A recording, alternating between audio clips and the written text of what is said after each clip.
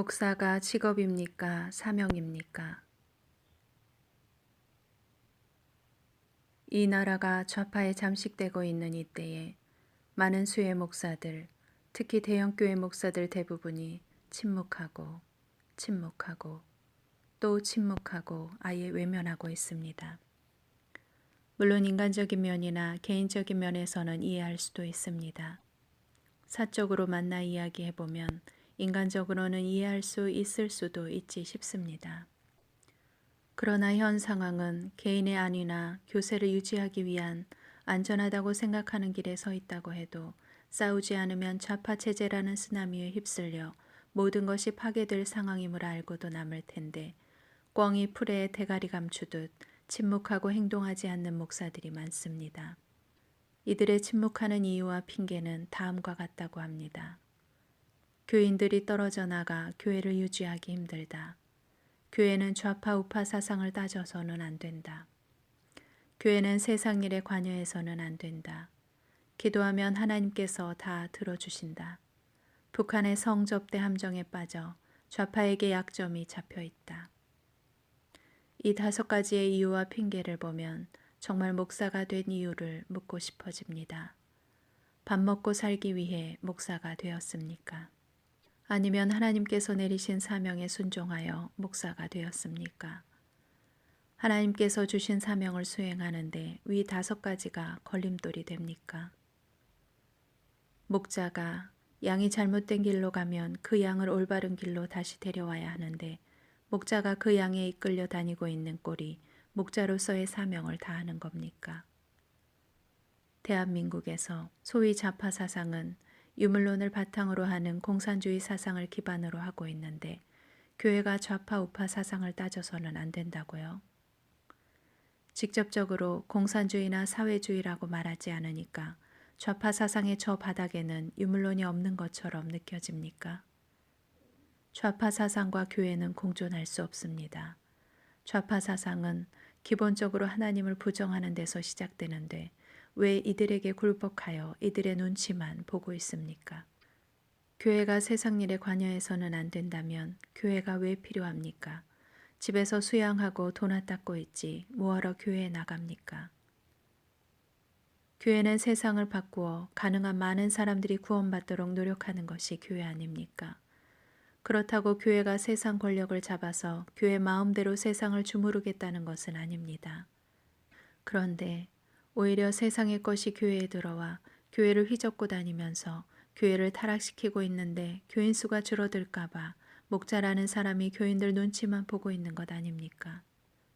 그래서 교회가 세상에 관여해서는 안 되는 것이 아니라 세상이 교회에 관여해서는 안 됩니다. 세상이 교회에 관여하기 때문에 교회가 타락하기 때문입니다. 기도만 하면 하나님께서 다 들어주시니 나서지 말라고 합니다. 그러면 구약의 선지자들은 기도나 하지 왜 행동을 했습니까? 왜 모세는 기도만 해서 이스라엘 민족을 데려나오지 이집트의 바로를 찾아가 경고하고 하나님의 말씀의 증표를 보였습니까? 왜 예수님은 기도만 하지 12사도들을 데리고 다니시다가 십자가에 못 박혀 죽으셨습니까? 12사도들은 마가다락방에 앉아서 기도나 하지 왜 선교를 하러 다니고 순교를 당했습니까? 말 같은 말을 하십시오. 여기까지 보면 교회에 웅크리고 숨어있는 목사들이 말하는 좌파와 싸우지 않는 그들의 논리가 정말 허접하다는 것을 알 수 있습니다. 그들도 이렇게 말을 해놓고 자신들의 논리가 옳다고 생각하는 사람 별로 없으리라 봅니다. 그러면 그들은 왜 이런 말도 안 되는 이유를 대면서 좌파와 싸우지 않으려 하겠습니까? 그 이유는 몇 가지 있습니다. 필요에 의해 목사가 된 좌파가 있을 수 있으며 인적, 지역적인 이유로 좌파의 정치색을 가지는 것이 당연한 목사, 목사가 직업인 목사, 북한의 성접대 함정에 빠진 목사이기 때문이라고 말합니다. 특히 대형교회 목사들 일부는 북한의 성접대 함정에 빠졌다는 의혹이 기독교 신자들 사이에는 파다합니다. 그들은 돌아올 수 없는 강을 건넜다고 생각할 겁니다. 그래서 나라가 망할 지경에 이르렀는데 교회가 더 이상 하나님을 믿을 수 없는 국가 체제로 바뀔 지경에 이르렀는데도 그들은 침묵하고 있습니다. 이러한 이유, 억울할 수도 있고 주변 환경이 그래서일 수도 있고 인간적인 측면에서 이해한다 칩시다. 좌파와 싸우지 않는 목사들, 앞으로 어떻게 할 겁니까? 좌파와의 타협은 배교와 같습니다. 배교를 하실 겁니까? 배교했습니까? 더 이상 하나님께 죄를 짓지 마십시오. 양들을 바른 길로 인도하여 하나님께 데려가는 것이 목자인데 지금 양을 누구에게 데려가고 있습니까? 말도 안 되는 핑계를 대고 숨어 있으면 그 죄가 안 드러날 것 같습니까? 지금이라도 잘못된 것을 바로잡으시길 바랍니다. 늦었다고 생각할 때가 가장 빠르다는 말을 아실 겁니다. 약점을 잡혔습니까? 목사도 사람인지라 죄를 짓지 않을 수 없습니다. 죄를 짓지 않는 것이 가장 좋은 방법이지만 죄를 지었으면 그에 대한 대처를 올바로 하는 것이 중요합니다. 죄를 지었으면 회개부터 하십시오. 교인들에게만 회개하라고 말하지 말고 자신부터 회개하십시오. 하나님께 먼저 고백하고 부인에게 자식에게 고백하십시오. 또 교인들에게도 고백하십시오. 그리고 그들의 처분을 달게 받아들이십시오. 그리고 나서 적과 싸우기 전에 모든 국민 앞에 고백하고 사죄하십시오.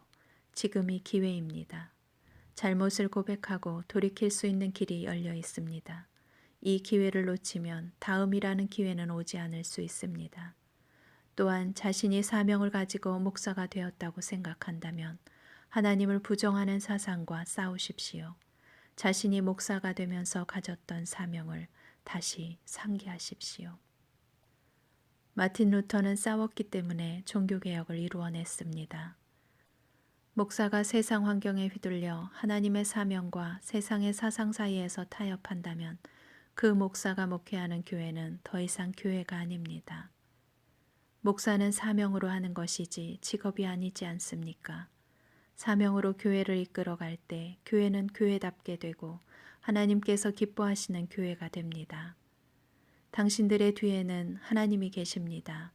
더 이상 하나님과 교인들과 국민을 속이지 말고 어떠한 압력과 폭력 그리고 권력의 칼날이 목을 향해 날아오더라도 좌파와 싸워주시기를 바랍니다. 그것이 하나님께서 주신 사명이라고 생각합니다. 그것이 하나님의 나라와 그의 의를 구하는 일이 아니겠습니까?